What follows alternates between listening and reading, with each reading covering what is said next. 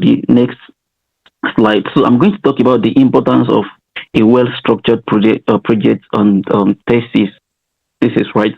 So the first thing you need to know is that when you are done with your studies, at the end of what you are studying in whatever you study abroad, there are some things that you would have learned, even though I believe school also will, also show you some certain things on how to write your project and thesis, right?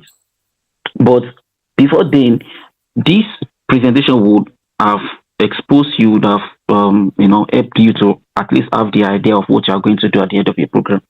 So now, the first thing you need to take note of is clarity and coherence. Now, this any topic or anything that you are going to do at the must be well clarified. There must be coherence. Now, I think there was an issue that we had in the company, the company that I work with, where um, someone someone picked a particular topic that I'm coming. Someone picked a particular topic that he couldn't find enough journals to back up the the topic. So, for instance, now for you to be able to go into or do a research on something, ensure that you know what you want to do and you are fully ready. Not that you just pick a particular topic and rely on ChatGPT or any AI or any generative AI tool or anything. So you must be able to know what you want to do. And while you are doing your project, let it be coherent, let it be interconnected to let every point be interconnected to each other. One of the facts that I must tell you is that in when you are studying your masters, one of the things that they really really love most to see in your thesis or in your project or even in your assessment is the ability is to maintain a critical writing style. So the time will not permit me. I would have liked to also talk about how to write a thesis critically, how to really criticize, bring an opinion from different angles, and come up with a very tangible, a tangible, um, tangible result without being biased, right? Yes. So the first thing you need to know is to learn how to really uh, write a clear structure, a clear project, a very structured project, right? The second thing is professionalism. Your thesis must be a well organized document that demonstrates professionalism, and it must attend to details, like it must entails a full details. It is not. Let me say this: your thesis shouldn't just be a kind of a document that you just be. It shouldn't be all. Um, um, there's a particular word I want to use. Your thesis, right?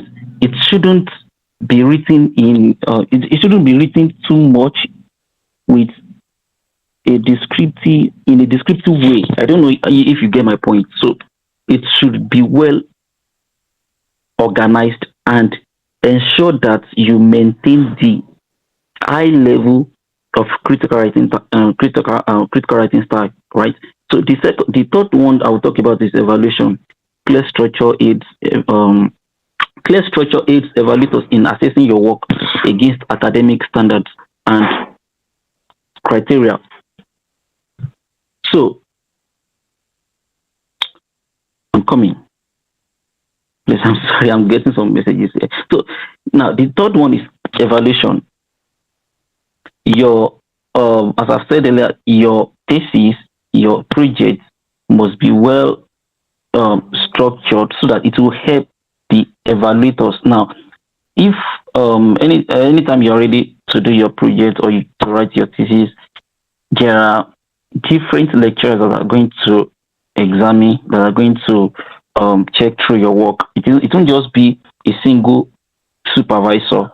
We have junior supervisor, we have senior supervisors as well. I think they usually, I think, for instance, in Dundee University, I think they usually have 3 to 4 different supervisors. I think so, because there was a time I worked with someone, I helped someone to write his project, and after the junior supervisor checked through the work, it the supervisor will still send the work to our seniors to check through before they now give us the feedback, right? So you must make it more easier for them to evaluate your work, right?